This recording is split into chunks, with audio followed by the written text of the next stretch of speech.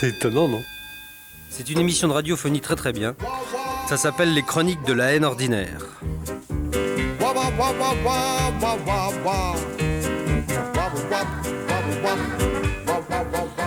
Auditeur assidu de la revue de presse quotidienne de Françoise Gaujour sur France Inter, je m'autoriserai ce soir à empiéter sur les brisées de mon estimé confrère, dont les mensurations sont une des fiertés de la maison de Radio France, pour faire à mon tour un bref tour d'horizon des événements qui ont marqué l'actualité récente. C'est bien sûr la situation internationale qui préoccupe au premier chef nos confrères. On l'a bien vu lors de la récente rencontre de Milan, écrit Gérard Le Furin dans Je bricole, l'utilisation du polystyrène français dans les panneaux d'insonorisation des éléments en kit des caissons sous vide se généralise outre-Atlantique au détriment du bois blanc norvégien et nul en France ne s'en plaindra. Peut-être, remarque Christian Point dans le numéro d'avril de La pêche en rivière, mais on ne nous fera pas croire qu'il suffit d'appâter au crouton de pain de seigle pour faire de la carpe dans une région piscicole à maigre rendement où, quoi qu'en pense le président de la Gaule ardéchoise, le Gardon lui-même semble avoir déserté les eaux troubles depuis l'envasement du Lubignon. Josiane Sébastien Lamoux, dans Union, revient pour sa part sur le problème de l'onanisme de groupe, dont la sexologue suédoise Jeanne Alkersson recommandait la pratique aux anciens porte-drapeaux désœuvrés de la division Leclerc.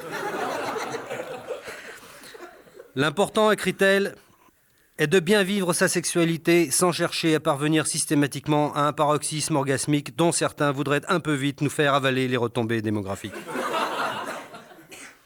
Bien sûr, surenchérit Sœur Louison dans J'aime ma paroisse. Mais quand notre Seigneur est en moi, je sais que plus rien ne peut m'arriver et je cours en riant dans les quartiers arabes.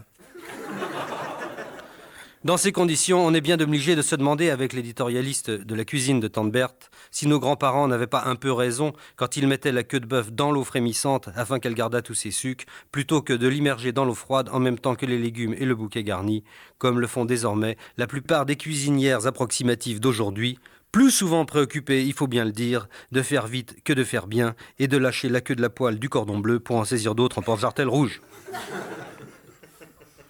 On est loin de partager cette opinion chez notre confrère l'Ornebdo, où Jean Le Saunier conclut son éditorial consacré à la section pétanque de l'AS Chanfleur par ces mots, je cite, « En présence de messieurs Gourboulin, la Milice, le Bissou et leurs épouses, c'est dans une bien sympathique ambiance que Jean-Louis Bridon et Sylvain Maillotin se voyaient remettre une récompense. » Et l'éditorialiste ne craint pas d'ajouter, sous une photo montrant messieurs Gourmoulin, la Milice et le Bissou faisant face aux sympathiques champions, je cite, « On reconnaît sur ce document messieurs Gourmoulin, la Milice et le Bissou faisant face aux sympathiques champions. »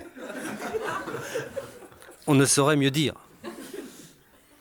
À la une de Œcuménique, c'est le printemps, l'organe officiel du Vatican, le père Pierluigi Mussolino, se perd en conjecture sur les propos échangés lors de la visite du pape à la synagogue de Rome le dimanche 13 avril. Selon le pieux chroniqueur, la phrase prononcée par Jean-Paul II au moment où, à la fin de la cérémonie, il s'est penché vers le grand rabbin Makaronivitch, cette phrase aurait été « Votre chapeau est plus joli que le mien, où l'avez-vous acheté ?» Le grand rabbin Makaronivitch aurait alors répliqué « Samar Allah », ce qui est la version hébraïque de l'expression « Allah Samar », qui signifie « on trouve tout ». Pour rester dans le domaine des cohabitations surprises, Patrice Delbourg, dans l'événement du jeudi, ne manquera pas de décevoir les nombreux amateurs de la chanson Mou de veau avec son reportage sur le passage au Zénith du chanteur Michel Berger, qui est très propre sur lui.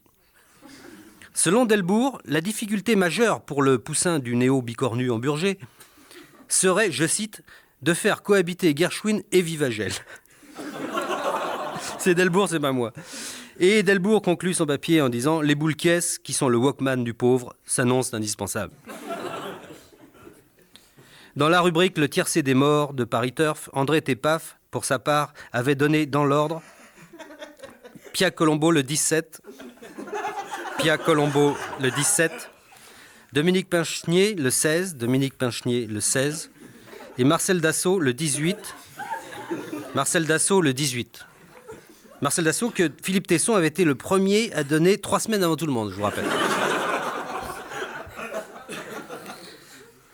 Le reste de la presse française, unanimement, a déploré les lourdes pertes pour l'esprit et le talent de ce pays qu'ont été les disparitions presque simultanées de Simone de Beauvoir et Jean Genet 6 ans après Sartre.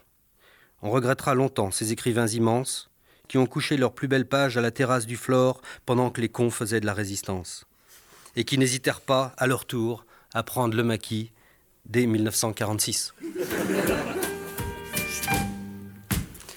Quant à ces féroces soldats, je le dis, c'est vraiment pas pour cafeter, mais ils font rien qu'à mugir dans nos campagnes.